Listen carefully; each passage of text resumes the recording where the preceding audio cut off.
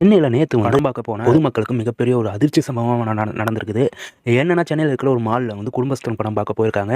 அப்ப படம் பார்த்துட்டு இருக்கும்போதே இன்டர்வலுக்கு முன்னாடி 15 நிமிஷத்துக்கு முன்னாடியே வந்து அந்த படத்த வந்து கட் பண்ணி விட்டாங்க.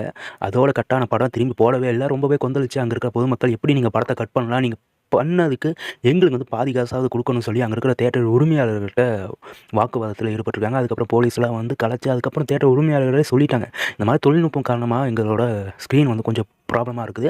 அதனால வந்து நாங்க இதுக்கு மேல வந்து படம் வந்து ஓட்ட மாட்டோம்" அப்படின்னு சொல்லிட்டாங்க. அப்புறம் உங்க பணத்த வந்து 24 ஹவர்ஸுக்குள்ள அந்த பணத்த வந்து நாங்க ரீஃபண்ட் பண்ணிடுறோம் அப்படின்னு சொல்லிட்டாங்க. படம் சுமாரா இருந்தாலும் கூட பரவால்ல, சரி போனா போட்டுன்னு சொல்லி வந்தவங்கலாம் ரொம்ப காமெடியா இருந்ததுனால, நம்ம குடும்பத்தில நடக்கிற பக்கத்து வீட்லயோ இல்ல நம்ம வீட்லயோ நடக்கிற மாதிரி அந்த கதைய கொண்டு போய் ரொம்ப சூப்பரா படத்த முடிச்சிருந்தாங்க. நானும் படம் பார்த்துட்டேன். ஆனா படம் பயங்கரமா இருந்துச்சு.